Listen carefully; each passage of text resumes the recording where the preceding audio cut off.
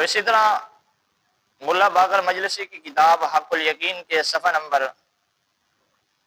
384 پر موجود ہے کہ حضرت علی رضی اللہ عنہ نے فرمایا، میں اللہ کے حکم کے ساتھ موت اور زندگی دینے والا ہوں، منہم محیی و ممیت باذن اللہ، کہ میں ان میں سے ہوں جو زندہ کرنے والے اور مردہ کرنے والے اللہ کے حکم سے ہیں۔ اور اسی طرح حق الیقین صفحہ نمبر 339 پر ملا باقر مجلسی نے اس بات کو نقل کیا کہ میں علی اللہ کا امین اور علم خدا کا خازن ہوں، اور ہم ائمہ اللہ کے اسماء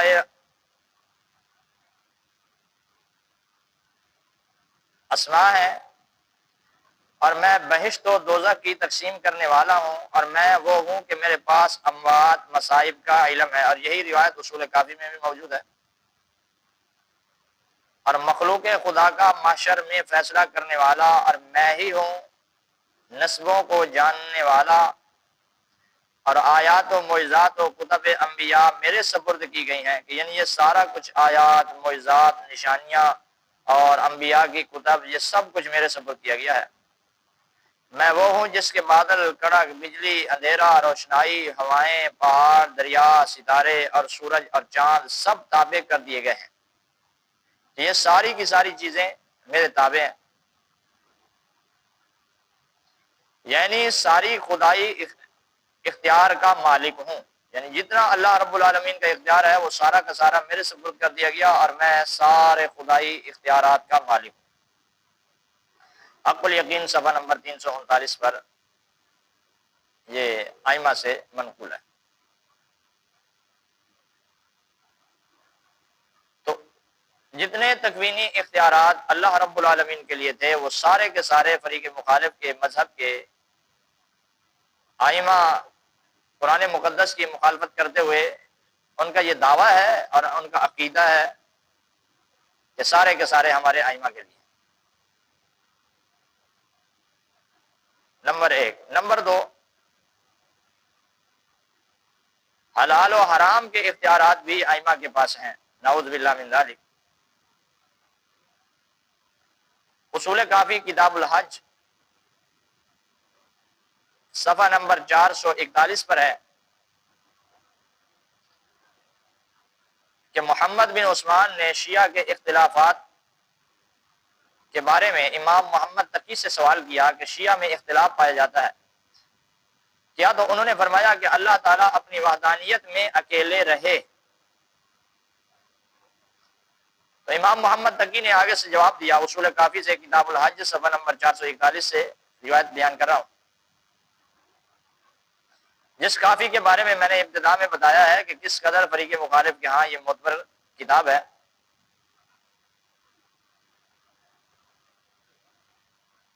شیعہ کے اختلافات کے بارے میں محمد بن عثمان نے سوال کیا تو امام محمد تقی نے جواب دیا، تو انہوں نے فرمایا کہ اللہ تعالیٰ اپنی وحدانیت میں اکیلے رہے۔ ثم خلق محمد، پھر انہوں نے پیدا کیا محمد کو، وعلی فاطمہ، اور پھر علی کو، پھر فاطمہ کو، فمکثوا الف دہر، پھر 1000 زمانہ تک رکے رہے۔ ثم خلق، پھر پیدا کیا جمیع الاشیاء، جمیع الاشیاء، تمام چیزوں کو پیدا کیا، یعنی ان سب کے بعد پھر اللہ رب العالمین نے تمام اشیاء کو پیدا کیا۔ اور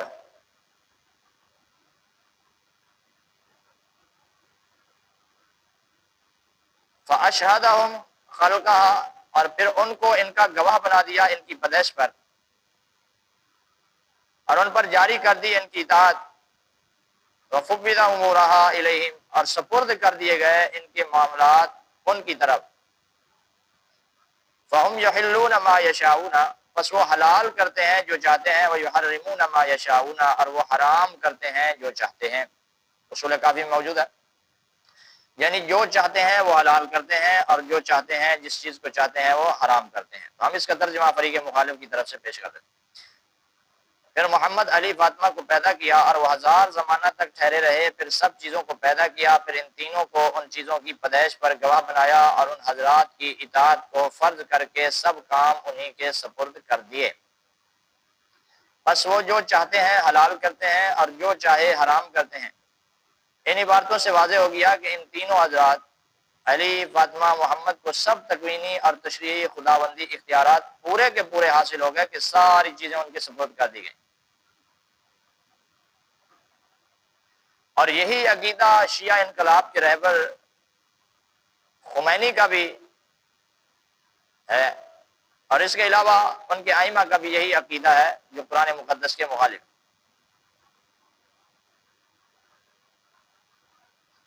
اور صرف یہ بھی نہیں ہے، بلکہ صرف تین کو نہیں بلکہ سارے کے سارے ائمہ کے بارے میں روایت موجود۔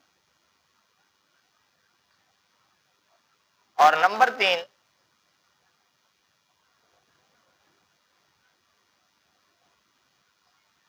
فریق مخالف کے مذہب کی اس بنیادی کتاب اصول کافی جلد نمبر 1 صفحہ نمبر 239 پر موجود ہے کہ ائمہ کے پاس کئی قرآن اور علم غیب موجود ہے۔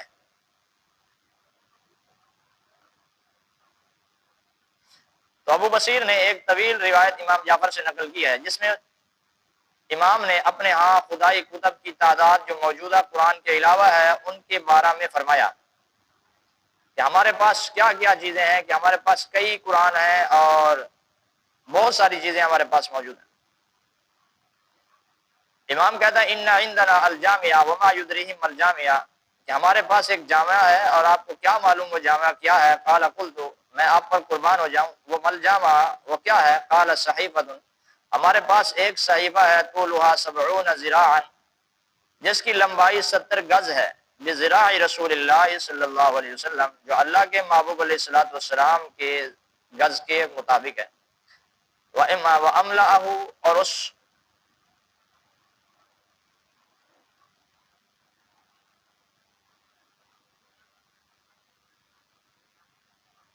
اور اس کی املا آپ نے اپنے ہونٹوں سے بتائی، یعنی اللہ کے محبوب علیہ الصلوۃ والسلام نے اس کی املا کروائی۔ وخط علی، اور حضرت علی نے لکھا اپنے ہاتھ سے، فیہا کل حلال و حرام ثم قال، کہ اس میں ہر حلال اور ہر حرام کو بیان کیا گیا ہے۔ اور پھر کہا کہ وَإِنَّ عِندَنَا الجعفر، اور ہمارے پاس جعفر بھی ہے۔ ثم قال، پھر کہا کہ وَإِنَّ عِندَنَا مصحف فاطمہ، یعنی اس سے آگے بھی روایت ہے اور مختصر ہے۔ پھر کہا کہ ہمارے پاس مصحف فاطمہ ہے۔ قلت، میں نے کہا وما مصحف فاطمہ، مصحف فاطمہ کیا ہے؟ قال فیہ مثل قرآنکم، کہا کہ اس میں تمہارے قرآن کی طرح ہے۔ ھذا ثلاث مرات، یہ 3 مرتبہ فرمایا۔ واللہ ما فیہ من قرآنکم حرف واحد،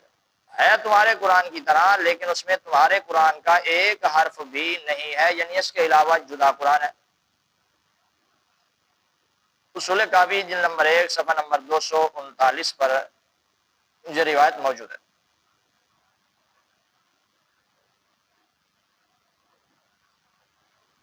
فریق مخالف کے مذہب سے اس کا ہم ترجمہ پیش کر دیتے ہیں۔ ابو بصیر نے ایک طویل روایت نقل کی ہے کہ ہمارے پاس جامع ہے، ان کو کیا معلوم کیا ہے جامع؟ میں نے کہا کہ آپ پر قربان ہو جاؤں، جامع کیا ہے؟ فرمایا قرآن ہے، جس کی لمبائی حضور کے ہاتھ کے مطابق 70 ہاتھ ہے، یعنی 140 فٹ، اور اس کو آپ نے اپنے ہونٹوں سے بتایا، اور حضرت علی رضی اللہ عنہ نے لکھا جس میں پورا حلال حرام کا بیان ہے۔ پھر فرمایا کہ ہمارے پاس جعفر ہے، اور بتایا کہ جعفر ایک چمڑے کا تھیلا ہے جس میں نبیوں کی وصیتوں اور گزشتہ علماء کا علم ہے۔ پھر بتایا ہمارے پاس فاطمہ کا قرآن ہے جو تمہارے اس قرآن سے 3 گنا زائد ہے، اور اس میں تمہارے قرآن کا ایک حرف تک بھی نہیں۔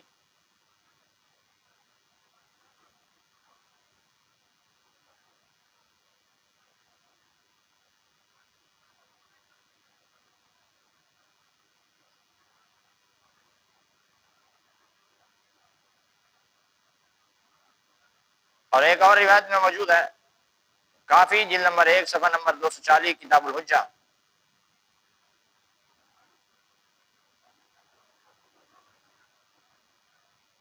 ثم سکت ساعتا، اور پھر تھوڑی دیر امام خاموش رہے۔ ثم قال، پھر کہا ان عندنا علم،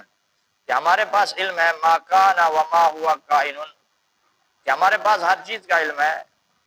ما کانا جو ہوا، وما جو ہونے والا ہے قیامت تک، وہ سارا کا سارا ہمارے پاس سب کا علم ہے۔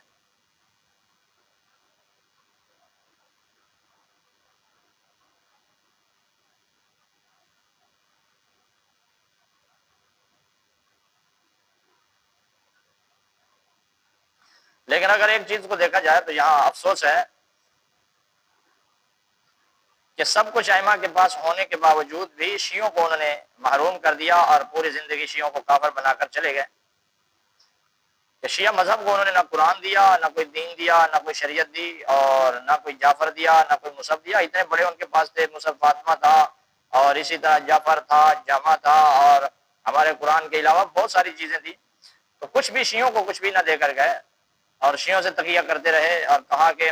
9% کل دین کے کل حصے 10 ہیں، اور ان میں سے 9 حصے تقیے میں ہیں اور ایک حصہ متع میں ہے، تو یہ کہہ کر چلے گئے، اور یہی بتا دیا ان کو۔ اور شیعہ پوری زندگی پیٹ پیٹ کر، رو رو کر ائمہ کے غم میں مرتے رہے، اور اس پر افسوس کرتے رہے کہ اماموں نے ہمیں ایسی حالت میں جہالت میں چھوڑ دیا اور کافر بنا کر، اور اسلام اور شریعت سب کچھ امام چھپا کر لے گئے۔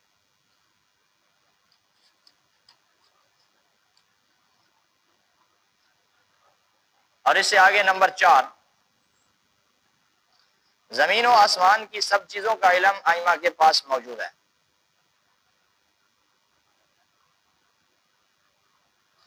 اصول کافی صفحہ نمبر 261 میں امام جعفر سے منقول ہے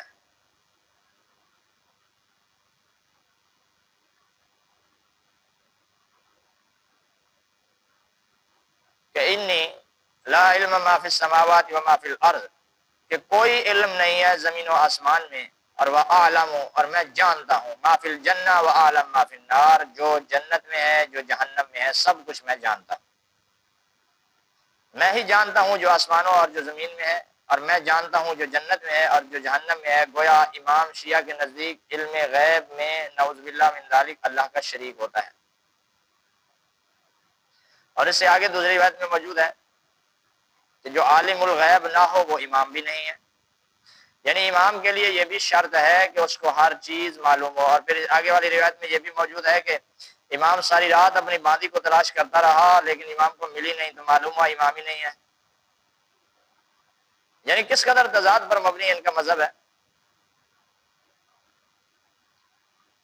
لیکن یہاں ہمارا بتانا مقصد یہ ہے کہ ہم اس کا قرآن مقدس سے رد کریں گے، شیعہ مذہب کا شیعہ مذہب سے رد انشاءاللہ دوسرے موقع پر کریں گے کہ خود ان کی اپنی روایات سے ہی ان کا مذہب باطل ہوتا نظر آتا ہے۔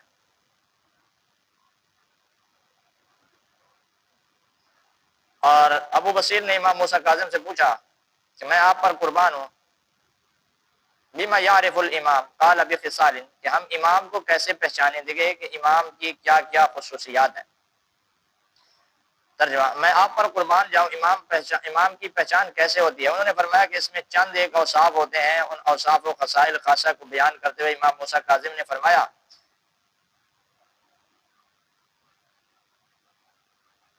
ان الامام لا یخفی علیہ کلام احد من الناس، لوگوں میں سے کسی ایک کا کلام بھی امام پر مخفی نہیں ہوتا،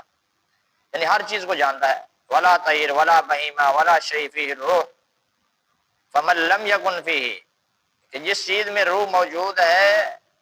پرندے ہوں، جانور ہوں، یا کوئی بھی چیز ہو، اس کا جو کلام ہوگا وہ امام پر مخفی نہیں ہوگا۔ یا جس چیز میں روح موجود نہیں اور وہ کلام کرے تو اس کی بات بھی امام کے سامنے معلوم ہے اور امام سے مخفی نہیں۔ هذه الخصائص، خصال، هذه الخصائل، تو یہ خصوصیات ہیں، فلیس هو بامام، جس میں یہ نہ ہو تو وہ امام ہی نہیں۔ اصول کافی صفحہ نمبر 285 پر یہ روایت موجود ہے۔ اور ترجمہ کافی الشافی، ترجمہ اصول کافی صفحہ نمبر 328 پر یہی روایت موجود ہے کہ جس میں یہ بات بتائی گئی کہ امام کون ہے؟ امام وہ ہے کہ جس پر کائنات کی کوئی چیز بھی مخفی نہ ہو اور ہر چیز کو ہر وقت جانتا ہو، اور نہ کسی پرندہ اور نہ کسی کلام کرنے والے کا کلام اور نہ کسی جانور اور نہ کوئی چیز جس میں روح ہے اور جس میں روح نہیں ہے، یعنی جو چیز بھی جس وقت کلام کرے تو اس کو کیا ہو؟ پہچانتا، تو اس کو امام کہتے ہیں۔ جو اس طرح نہ ہو تو امام نہیں ہے۔ اور آگے امام کہتا ہے کہ میں ساری رات، امام جعفر صادق، میں ساری رات اپنی باندی کو تلاش کرتا رہا لیکن مجھے ملی نہیں ہے، معلوم ہوا امام ہی نہیں ہے، کیونکہ امام کی خصوصیات میں یہ چیز داخل ہے، خصائل میں یہ چیز داخل ہے کہ امام وہ ہوگا کہ جس امام وہ ہوگا کہ جس کے پاس ہر چیز کا علم ہوگا، اور جس کو یہ معلوم نہ ہو کہ ہماری باندی کہاں ہے تو وہ امام ہی نہیں ہے۔ لیکن یہاں فریق مخالف نے اس چیز کو بیان کرنا چاہا کہ امام کے پاس ہر چیز موجود ہے، ہم اس عنوان کو بیان کر رہے ہیں۔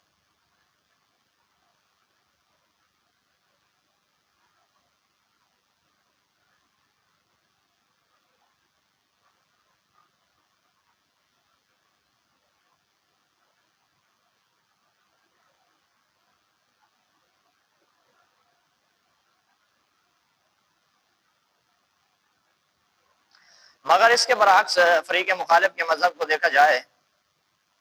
تو اللہ رب العالمین کی توہین کرتے ہوئے فریق مخالف اس بات کو نقل کرتا ہے کہ امام تو ہر چیز کو جانتا ہے، لیکن اللہ رب العالمین کو پتہ ہوتا ہے اور وہ علم غیب سے پورا واقف نہیں۔ اللہ رب العالمین کے سامنے وقتاً فوقتاً چیزیں، حالات ظاہر ہوتے رہتے ہیں، گویا امام کو پتہ نہیں ہوتا لیکن اللہ رب العالمین کو پتہ ہوتا ہے، اس کے سامنے سب کچھ ظاہر ہے، گویا امام کا علم غیب اللہ کے مقابلے میں زیادہ مضبوط ہے، نعوذ باللہ من ذالک،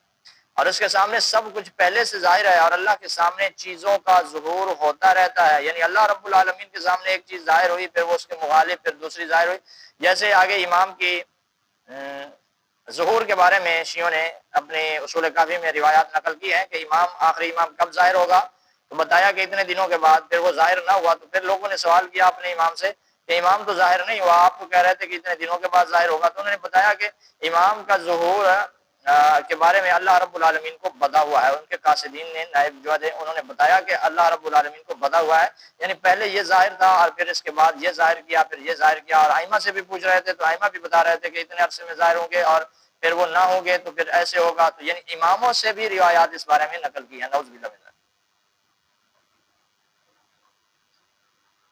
نمبر 5، شیعہ مذہب کے نزدیک رتبہ امامت کیا ہے، یعنی یہ امامت، اس کا مرتبہ کیا ہے، جو منصب امامت ہے اس کا مرتبہ کیا ہے۔ تعیین امامت میں شیعہ ہمیشہ پریشان رہے ہیں کہ امامت ہے کیا چیز، جو منصب ہے، جس کو منصب بھی کہتے ہیں، وہ ہے کیا چیز،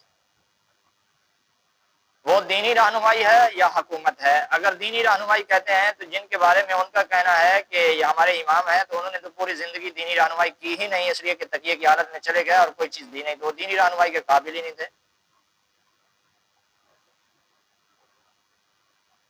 اور اگر ان کا کہنا یہ ہے کہ دینی رہنمائی نہیں ہے بلکہ اس کے علاوہ کوئی اور چیز ہے، یعنی حکومت ہے، حکومت ان کو ملی نہیں ہے تو امام ہی نہیں، اور حکومت کے قابل اہل تھے ہی نہیں۔ حکومت کے قابل تو دینی رہنما ہوتا ہے، اور جنہوں نے دینی رہنمائی نہیں کی تو وہ حکومت کے قابل ہی نہیں، تو حکومت کے قابل ہی نہیں تھے۔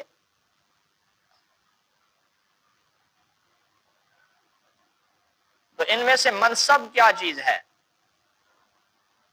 دینی رہنمائی یا امامت، امامت میں حکومت؟ تو اس میں ہمیشہ شیعہ مذہب پریشان اور حیران اور سرگرداں رہا ہے جب بھی پوچھا جائے کہ کیا صرف دینی رہنمائی منصب ہے یا حکومت بھی منصب ہے، یا یہ دونوں ملا کر منصب ہیں یا اکیلے اکیلے منصب ہیں، تو ہمیشہ سرگرداں رہا ہے اور پریشان رہا ہے اور کبھی تعین نہیں کر سکا کہ صرف حکومت منصب ہے یا دینی رہنمائی منصب ہے یا حکومت اور دینی رہنمائی دونوں ملا کر منصب ہیں۔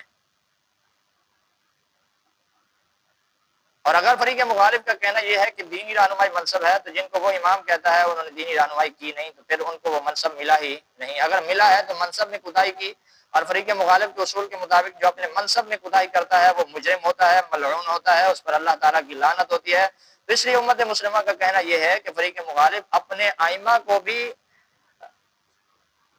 اپنے اصول کے مطابق مجرم ٹھہراتا نظر آتا ہے، اور ان پر تان اور ان کو ملعون ٹھہراتا نظر آتا ہے۔ اور اگر حکومت ہے تو جن کو فریق مخالف امام کہتا ہے ان کو تو حکومت ملی نہیں، جب منصب ہی نہیں ملا تو پھر اس صورت میں وہ امام بھی نہ ہوئے۔ اور اگر دونوں ملا کر منصب ہیں تو پھر اس صورت میں معلوم ہوا کہ دینی رہنمائی انہوں نے کی نہیں اور حکومت ان کو ملی نہیں، تو ان کو کچھ بھی نہ ملا، اور جس کو کچھ بھی نہ ہو جس کے پاس، تو وہ اس کے پاس امامت ہی نہیں ہے، کیونکہ امامت تو منصب ہے، اور جو منصب ہے اس فریق مخالف کے اپنے اصول کے مطابق جو منصب ہے وہ جس کو ملے گا تو وہ امام ہوگا، تو ان کو تو ملا ہی نہیں ہے۔ پہلے امام حضرت ابو بکر علیہ السلام ہوں گے، اس لیے کہ ان کو منصب ملا، دینی رہنمائی بھی کی اور اس کے ساتھ ساتھ انہوں نے حکومت بھی کی، اور دونوں چیزیں ان کو ملی۔ فریق مخالف کے اصول کے مطابق بھی پہلے امام، اول امام، اور فریق مخالف کے امام کے بھی امام حضرت ابو بکر علیہ السلام ہے، اور فریق مخالف کا امام خود ہے جس کے ہاتھ پر بیعت کر کے پوری زندگی ان کے پیچھے نمازیں پڑھتے رہے، تو وہ پہلے امام حضرت ابو بکر علیہ السلام ہے۔ تو آج ہم فریق مخالف کے اس اپنی معتبر بنیادی کتب سے اس بارے میں بھی ذکر کریں گے کہ امامت کا مرتبہ کیا ہے، امامت منصب ہے تو منصب ہے کیا، اس میں تو فریق مخالف کے پاس کوئی جواب نہیں ہے، اور نہ قیامت تک کوئی جواب دے سکتا ہے کہ منصب امامت ہے کیا، اس میں امام کو ملتا کیا ہے کہ جو پہلے اس کے پاس نہیں ہوتا۔ تو قیامت تک ہمارا فریق مخالف کو چیلنج ہے کہ آپ بتا دیں کہ منصب امامت ہے کیا۔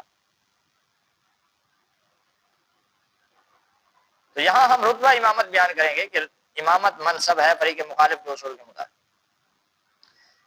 یہ میرے سامنے فریق مخالف کے مذہب کی معتبر بنیادی کتاب اصول کافی جلد نمبر 1 صفحہ نمبر 200 میں امام رضا سے ایک طویل روایت نقل کی گئی ہے، جس میں شیعہ عقیدے کے مطابق مسئلہ امامت کو بالکل واضح کیا گیا ہے، اور ہم اس سے چند باتیں ذکر کریں گے۔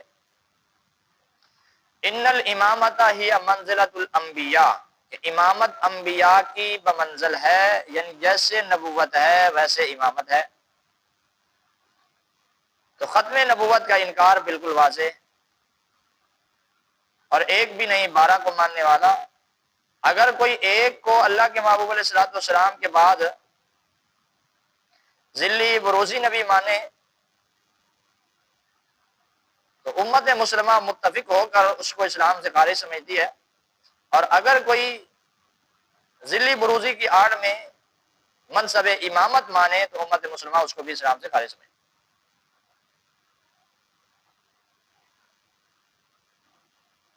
ان الامامت ہی منزلۃ الانبیاء، امامت انبیاء کی منزل ہے، صفحہ نمبر 200، امامت انبیاء والا مقام اور درجہ ہے۔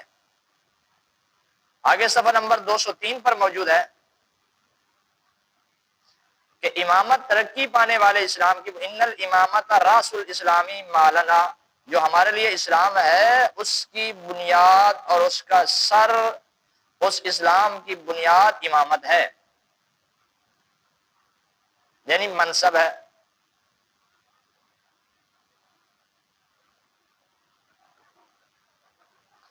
فہو معصوم مؤید موفق مسدد وقد امین من الخطایا، تمام گناہوں لغزشوں خطاؤں سے پاک ہوتا ہے امام، اور اسے اس درجہ کے ساتھ خاص کرتے ہیں تاکہ وہ اس کے بندوں پر حجت ہو، لیکون حجتا علی عبادہ ویخص اللہ بذالک، اور اللہ تعالیٰ اس کو خاص کر دیتے ہیں ان تمام چیزوں کے ساتھ، صفات کے ساتھ، تاکہ وہ اللہ کے بندوں پر حجت ہو۔ اور وہ معصوم ہوتا ہے، جو امام ہوتا ہے اس کی صفات یہ بھی ہیں کہ امام معصوم ہوتا ہے۔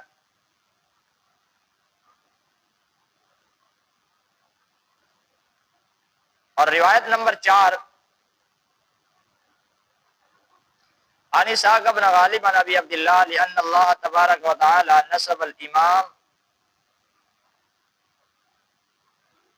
علما لخلقہ، اپنی مخلوق کے لیے ایک علم اور نشان بنا دیا ہے امام کو۔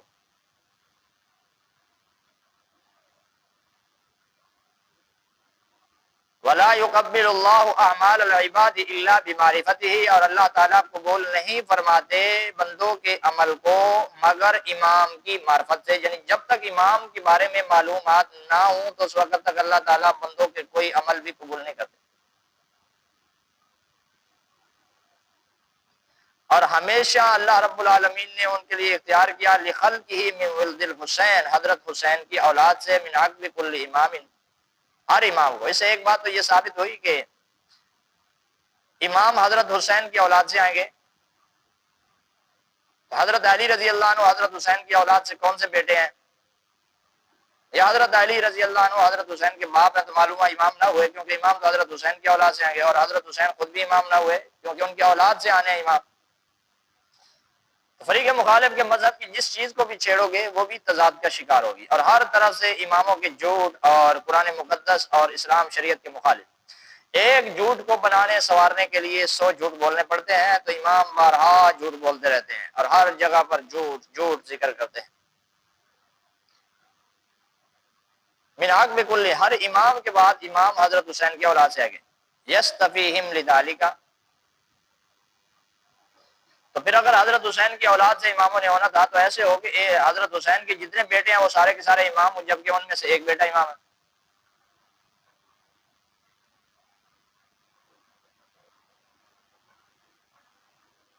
تو فریق مخالف کے مذہب کی ہر چیز کو اگر دیکھا جائے تو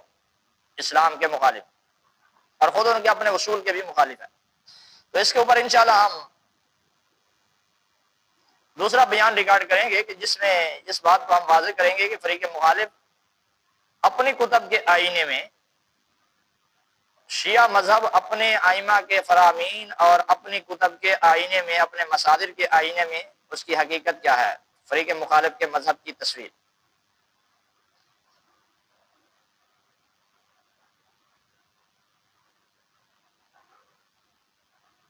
کل امام یستبیہم لذالک، اس کو اس کے لیے چن لیا جاتا ہے، وتجتبیہم کلما مضى منهم امام نسب لخلقه من عقبه اماما، کہ جب ایک امام چلا جاتا ہے تو اس کے بعد اس کی جگہ پر دوسرے امام کو لایا جاتا ہے۔ الکافی جلد نمبر 1 صفحہ نمبر 203 پر موجود ہے۔ اسحاق بن غالب نے جعفر سے روایت کیا ہے کہ اللہ تعالیٰ نے امام کو اپنی مخلوق پر بطور نشان کے بنا دیا، مقرر کیا، اور اللہ تعالیٰ بندوں کے اعمال اس کی معرفت کے بغیر قبول نہیں کرتا، پس اللہ تعالیٰ ان کو اپنی مخلوق کی طرف اولاد حسین سے منتخب کرتا رہا۔ جب ان سے ایک امام چلا جاتا تو اس کے بعد اپنی مخلوق کے لیے دوسرا امام مقرر کر دیتا تھا۔ اب آگے امام کی اطاعت کے بارے میں نمبر 6، امام کی اطاعت کرنا فرض ہے۔ ابو صبا نے جعفر صادق سے روایت کی ہے کہ سمعت ابا عبداللہ یقول اشہد ان علی امام فرض اللہ طاعتہ، الکافی جلد نمبر 1 صفحہ نمبر 186، کہ میں نے امام جعفر سے کہتے کہ سنا کہ میں گواہی دیتا ہوں کہ علی امام ہے جس کی اطاعت اللہ نے فرض کی ہے، یعنی اس کے بعد یہی الفاظ اپنے تک دوسرے اماموں حسن حسین زین العابدین کے بارے میں کہے کہ یہ سب امام ہیں کہ ان کی اطاعت فرض ہے۔ نمبر 2، کافی جلد 1 صفحہ نمبر 186 پر موجود ہے، امام جعفر نے کہا کہ ہم نحن قوم فرض اللہ طاعتنا، ہم وہ قوم ہیں کہ اللہ رب العالمین نے ہماری اطاعت کو فرض کر دیا ہے۔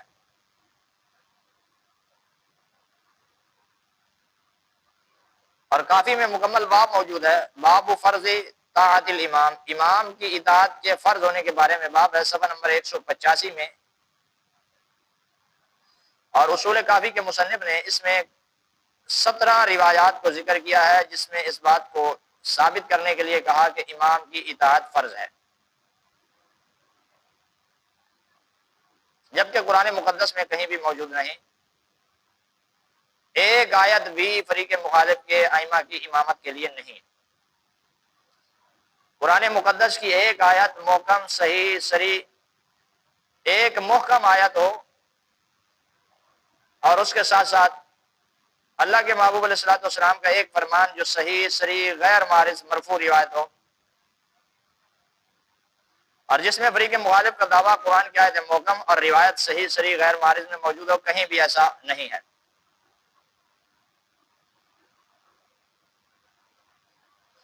کافی جلد نمبر 2 صفحہ نمبر 185 میں ہے، من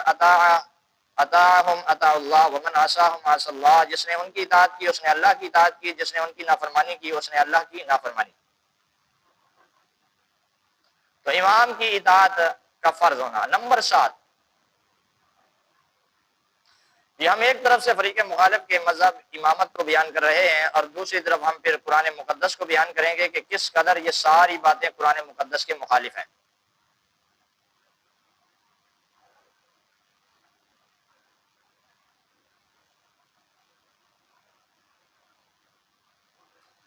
نمبر 7، امام معصوم ہوتے ہیں۔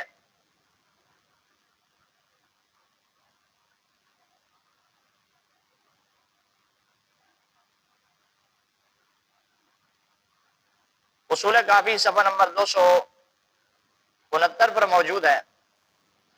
امام جعفر صادق کہتے ہیں نحن خزائن